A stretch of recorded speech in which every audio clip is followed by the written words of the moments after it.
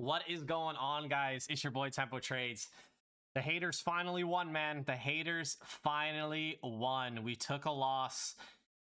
We struck out. You know, today was our first losing day since May 1st. So we're going to go over everything. I'm going to break down everything so you can see exactly what happened. And yeah, let's get straight into it. So today was CPI. Expected today to be really, really good. And crazy enough, as ironic as it is, today was my first losing day in over 2 months. So we did get a very, very nice data candle here. Let's go back all the way here. So we did end up getting a nice data candle, okay? We got a nice data candle. It was over 200 points. That's the second month in a row that we got a data candle this big. And the eval method did work if you tried it. So moving forward, I am going to go back to trying the eval method now that I'm seeing that these candles are bigger. So anyway, we put the data low in, we put the data high in. You could see that the data high gets swept instantly. So we're now expecting price to reverse and go for the data low. That was my bias the entire morning. We did a free live stream for CPI. We had 933 members in the free stream. Guys, I just want to give a thank you, man. The amount of support, the amount of growth that this community has been seeing, it's unbelievable. And I will say some stuff about the win streak later on in the video. Right now, I just want to talk about the trades, but I just want to thank you guys for the support, man. It's been honestly amazing and very humbling. So yeah, now I'm expecting price to go down, and I want it to be short. And I even said that up here. Let me find it. Let me find it. Yeah, so here's what I said right here. I said, let's do something real quick. Okay, so I said CPI candle was 200 points for the second month in a row. Top wick swept. Look for shorts to the bottom wick. Now, the problem was, as soon as that candle printed, we started getting really, really low volume, and there were no entries. There was legitimately no entries. Price wasn't even creating a bullish fair value gap for us to take. So there's nothing I can do. I'm not just going to blind short. It's not smart, especially on a win streak in front of so many people. So CPI data low. So yeah, I didn't take any trades. I was patiently waiting. Nothing I could do, right? So here was the data low. I wanted to take a short down here, but I couldn't. So anyway, what ended up happening, we had to wait all the way until 9:30. I did actually take a trade pre-market, but it got stopped out break even. Let me pull up the live stream, because this is going to be a lot easier if I just pull up the live stream and show you. All right, so yeah, there was a trade right here. So there was a trade, was it here? Yeah, there was a trade right here. So I took this short pre-market in front of like 900 people at 9:15. Now, if we look at this short, again, it's a draw on liquidity play. This white line down here is the data low. That's what we're targeting. The negative about this play is this yellow line is a huge support level for ES. So I'm worried that price is going to hit that low and bounce and reverse. And that's exactly what it did. So I entered short as soon as price reversed. Hold on. I'm going to show you if it will load. If it will load, hold on. Yeah. So I entered short when price inversed the gap, and then I went break even when we hit this yellow line. Unfortunately, this wasn't even 1R.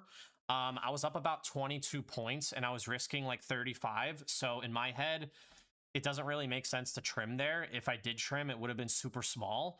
So I decided to just go break even when ES hit that level on the right, and my break even hit instantly. So I took that trade pre-market.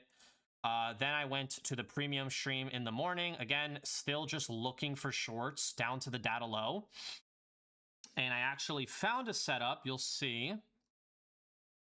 1 second, I'm bringing it up. Okay, I think this was the eval trade. This was the funded trade. Yes. So this was the funded trade. So just for full context, I took an eval trade before. That failed. The reason I took it on eval, it just wasn't that good. Then we got an additional confluence. So what you can see right here, let me take this off. I just realized how like weird that looks. We got an additional confluence, okay? We got a bearish SMT divergence because ES came up, swept the pre-market high, NQ did not sweep the pre-market high. That's bearish divergence. Now I like to set up even more. So the main confluences for this trade was the bearish SMT and the CPI data low as our draw on liquidity. I ended up taking this trade twice. This was 2 of my 3 losses. I mean, it's technically the same trade. I just tried it twice. So I entered right here short. Now, the first attempt failed. I got out for a loss. right. I'm showing you like right here. Okay, so I got out for a loss. Now, if you've been with us for multiple months, you know that there's been multiple times where I've re-entered on certain setups and it's actually saved us, and then the re-entry works.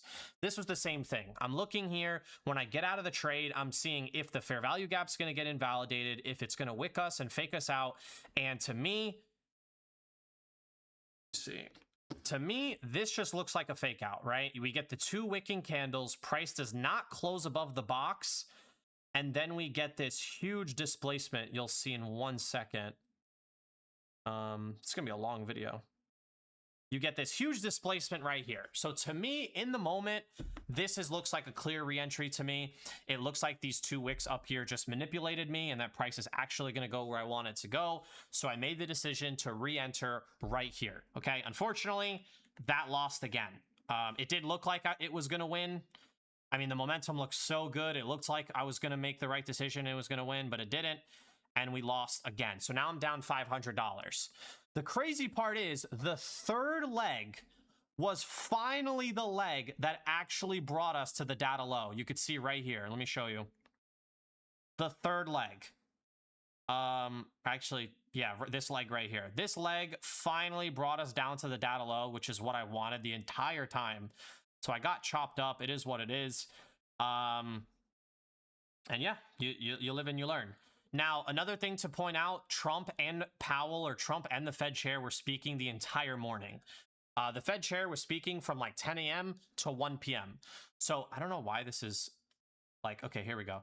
Yeah, so the Fed chair was speaking the entire morning. So basically from this point on, I'm down $500. The Fed chair speaking. I don't trade while that's happening because it's breaking my rules. And I just waited until the PM session. Okay, I waited until the PM session. As you can see right here. Let's see. As you can see right here, I said the Fed chair speaking. Funded setups might be cooked until later. So Fed chair was still speaking, Trump was still speaking, Fed chair was still speaking. I got on live at 2 p.m. and I streamed for an hour and a half.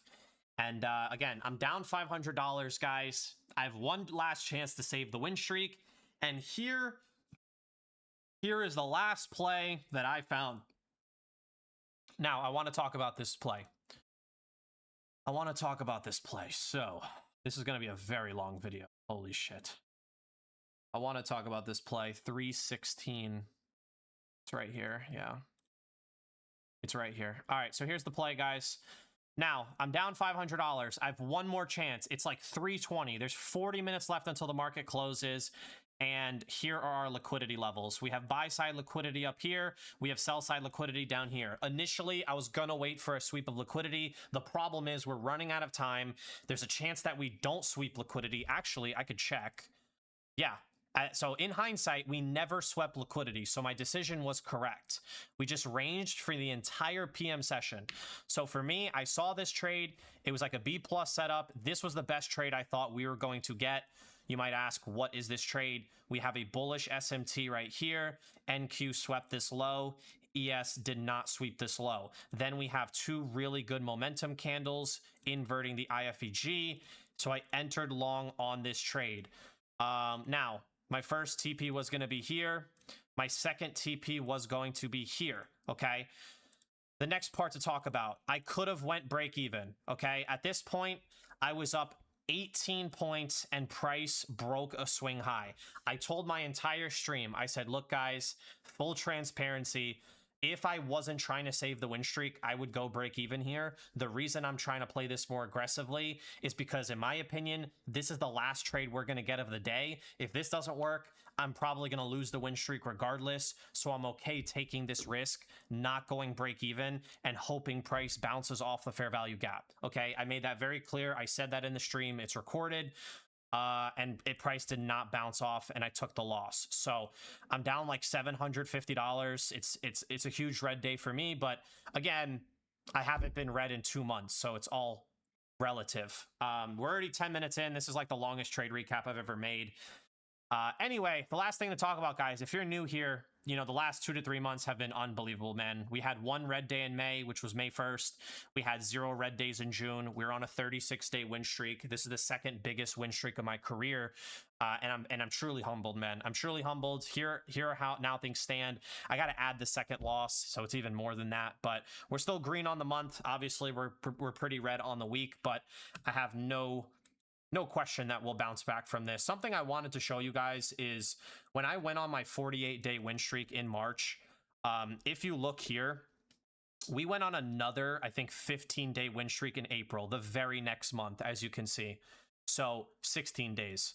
So we went on a 48-day win streak in March. We lost it, and we were already on another 16-day win streak the next month. The point I'm trying to make is I know a lot of people joined from social media. They saw the win streak. They were curious. They were excited.